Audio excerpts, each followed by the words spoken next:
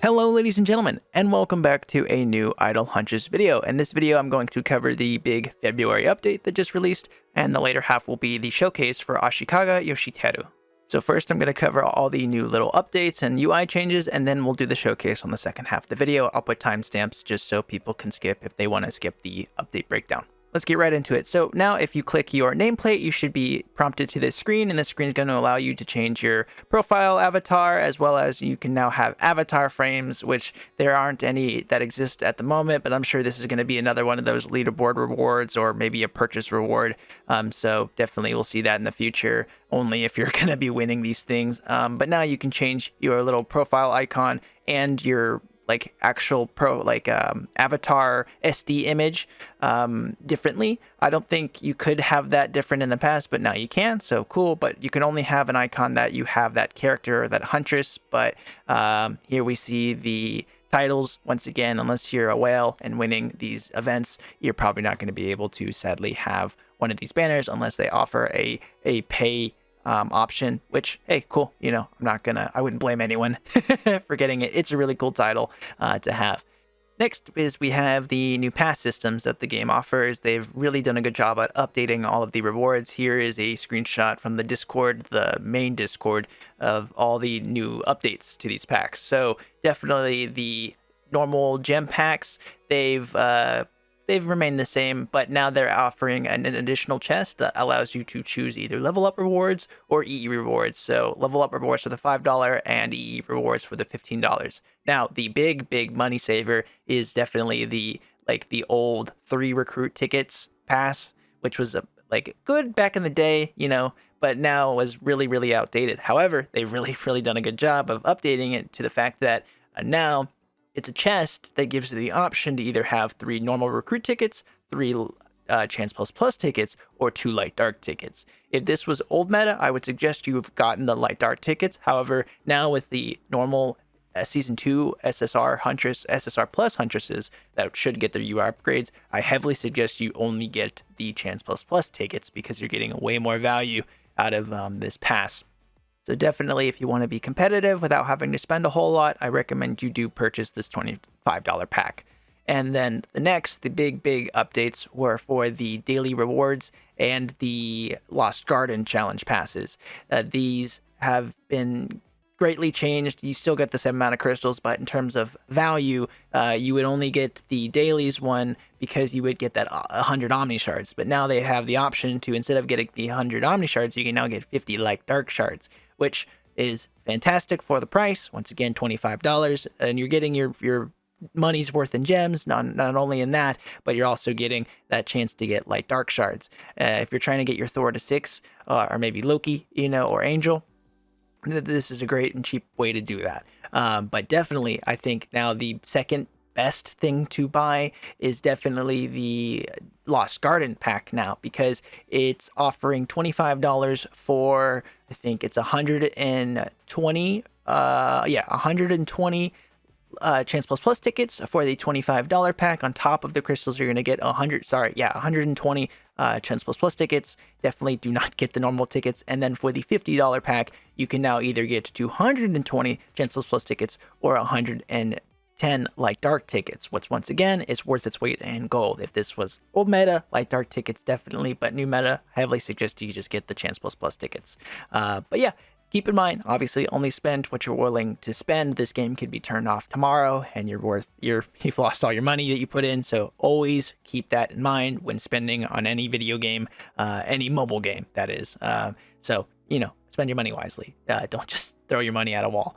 But yeah, so that covers it on the new things to spend on. Here for the Valentine's event, we have Jin bringing up the rear in second place, and Honda really taking that lead. We'll get I think it's the final round is the next round, and we'll see if we can really give Honda a run for her money. Either way, as long as Octavius doesn't become second or first, I'm okay with that. but definitely I'm all right with either of those having the new wedding skin, if the devs even bothered to make one, right? In terms of Lost Garden, fantastic. We have the skip in the bottom right. All you have to do is click that and you'll get to skip the whole thing. I'm not going to click it because I have to save it for the Ashikaga review. So definitely it's a great time saver, especially if you now get those passes, the Lost Garden pass. I know a lot of people didn't get it before just because, they weren't even going to do Lost Garden to begin with, as well as the rewards were pretty bad. But in terms of anything else on here, the UI hasn't really changed, but a really cool thing that they did optimize, which they might have done it before, but I'm now catching it. I think this is part of the update, is that they've changed the damage value numbers. Before, it would just spam me with just whole strips of values of numbers, but now we are actually getting that truncated value where if they're doing 100,000 damage, we see 100k, or if they do 1,000,000 damage, we see 1,000k. Just keep that in mind if you're unfamiliar with this kind of damage number system. It's familiar in a bunch of like MMOs and stuff like that. So keep that in mind. It's a lot easier to tell how much damage am I actually doing. In this case, Huang was doing 1,500. So 1.5 million damage was being dealt there. But yeah, let's move on. Next, they've changed how the event screen slider looks. Nothing mechanically different. I'll add codes in the description of the video if you haven't seen them on the Discord or the community Discord. There's a handful of new codes that you can enter. In terms of the Chiyomiya banner, make sure you're rolling on this every day. These counted free banners, they reset every day. Make sure you do your 10 pull. Make sure you're getting all of these poetic encounters. Not all of them, sorry. I think you can get up to 60. And then you do your last, you do the extra 20 to get the 80 and the extra shards. Even if you have these characters on these free banners 6-starred, it's still good to roll because you're getting those extra chance plus tickets. It doesn't hurt.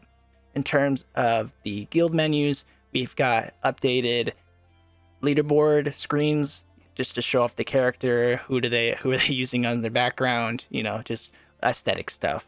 And then next we have the guild boss rewards have been adjusted. I think we now are getting that gear star material whenever you fight. I would make sure to refresh these fights. Definitely don't hit blitz.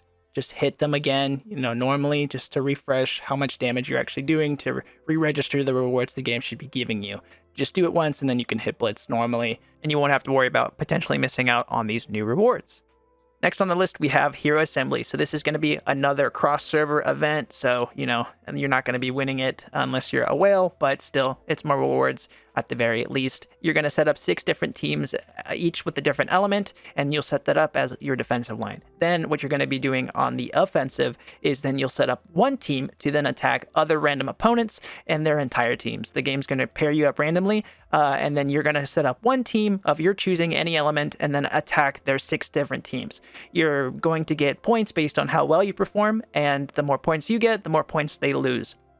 So it's going to be a competition, obviously, how high of points can you get? So not necessarily a whale fight, but if you can get your good matchups by RNG, right? Or as long as you don't get bounties set on you, then that's good. So the bounties is that you can put bounties on, I guess, the people that are winning or people you find difficult to challenge. Somebody else can take that bounty and then attack them, obviously lowering their points and then increasing their own points. So that's something to keep in mind. The rewards for the event are actually very good. As long as you're scoring well, you can get some EE material, but the biggest one, in my opinion, are these Hercules shards. So you can grab those, but here you can see the different coins and then the chests that are going to have EE material or gear up stars. So you can just see the leaderboards on that. So there are guild rewards. So as your guild, you're still competing as personally and individually, but also you are competing as a guild. So that can still get you rewards as long as your guild is contributing equally. Last new thing is this Thunder's Blessing, just a quick weekly event, and that's going to be another spend event.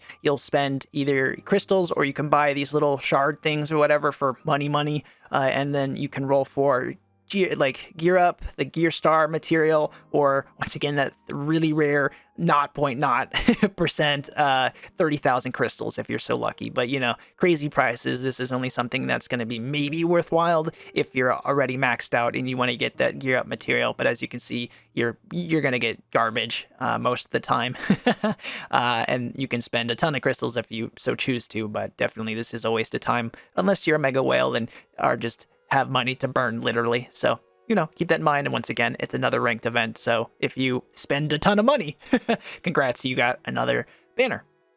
Finally, we can begin the Ashikaga Yoshiteru Showcase.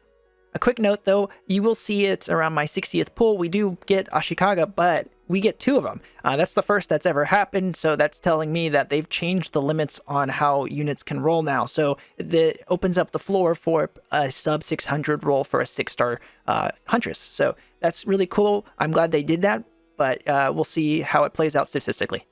Without further ado, Ashikaga Yoshiteru. Should you roll for her? Not really. Only if you can really get her to 6-star, because that's where she's going to be the most powerful and be competitive compared to other max teams already, and where she's only going to be useful is going to be PvP just because of her kit. And without further ado, let's get into that. So right off the bat, her first skill is going to be a Flurry of Wind. This first skill is going to deal 55, 60, 65%, and 70% physical damage 7 times to the enemy with the highest attack.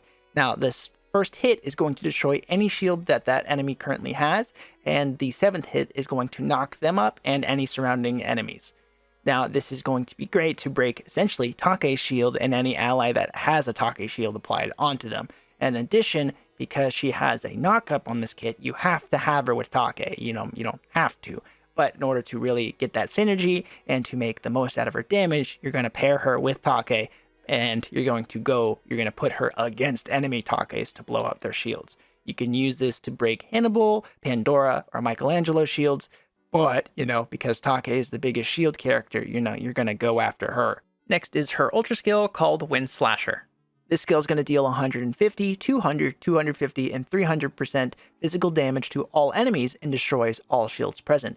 After this initial attack, then she'll deal 500, 600, 700, and 800% physical damage to all enemies and then knock them up. So that order of operations is she's going to deal that initial 300 up to 300% damage on that first hit after destroying the shield, and then that knock up on none coming down is going to deal that up to 800% physical damage. Now, once again, you pair this with Take, they're also going to then have extra damage dealt on them because of Take's passive.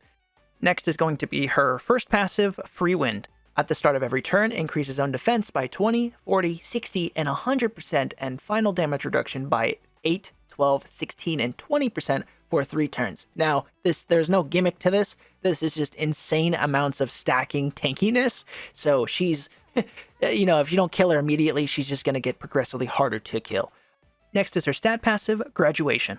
This is going to increase crit by 3, 4, and 5, and this is going to also increase tenacity by 3, 4, and 5%.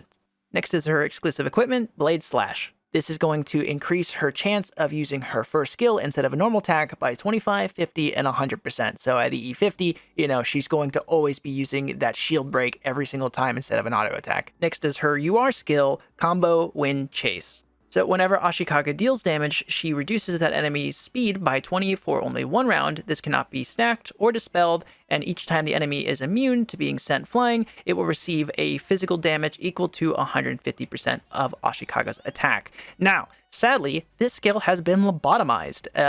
On JP, with her actual UR state, it is actually 50 speed every time she attacks and 400 damage if they avoid the knockup. So my guess is that they kept it hard nerfed, so that when she does get a UR form, then there's something to upgrade in that aspect, but definitely it's really crappy. Last part of her kit is badges and runes. So we're going to go 2 red and 2 orange to get that 50% attack, and we need to make sure we have some speed on that top right rune. In terms of badges, we really need to give her a speed badge, and then we're going to give her a crit badge instead of an attack badge. Can give her an attack badge, but because she's going to be dealing a lot of damage anyway, we can go ahead and reassure that extra damage with the crits and make sure that we're dealing those we're getting those kill shots earlier than later, right? But it is critical that both of those, the speed badge and the either attack or crit badge, both have max sub speed stats on them, which all in all is going to increase the investment you really have to put in her, because the sub-speed stats are really hard to come by, and if you already have them, you already put it on Jin or Chiome or Catherine, to get them really high speed to compete with other players. Okay, so now for my thoughts and the community Discord's pros and cons. So first, for pros, she hard counters any Take teams because she just breaks their shield immediately, and as well as other shield creators like Hannibal, Pandora, and Michelangelo, like I previously mentioned. She doesn't need anything past EE20 unless you expect fights to go anything longer than 2 rounds, because usually teams are wiped by then. She has incredible synergy with Take. Not only are you pairing her against Takes, you are pairing her with Takes, so you need to make sure you're making use of her AoE knockups. She's going to get very, very tanky the longer she's around due to her passive, so essentially if you already have her 6 star, she's going to have that 100% defense increase every turn. Her ultra skill is ridiculous in the fact that you're getting a team-wide knockup, a team shield break, and then 950 damage up to on the enemy, the whole enemy team, right? Now, as long as she's quick and she's fast, you know, you've already done all this damage, and they have no shield against the Take, so the rest of your team should be able to clean up, you know, and that's a turn 2 wipe right there. She's also reducing the enemy's speed as long as you got her 6 star and you have that UR skill unlocked. In terms of cons, you can bait her first skill pretty heavily if she's on defense by using the correct formation and then, you know, putting your highest attack unit by themselves so they're not applying any effects to other Huntresses. The second is that she has incredibly high speed requirements. You know, you need to get that knockup very early and apply all those debuffs and shield breaks. Otherwise, you're just wasting your time because she'll break the shield after your whole team's already done damage to them. Now, for my personal thoughts on the matter, she's a breath of fresh air, you know, no pun intended, for the Win team. Her unique hit is very, very special in that it's a shield break and she's complementing Takenake very, very well, so there's no questions asked where she's going to be placed. You know, we've been waiting for so long for Beethoven to come out, but because of UR like systems, she's really heavily relying on that, so they can't bring her out yet. So definitely it was nice to see a new Win unit in terms of Season 2 girls.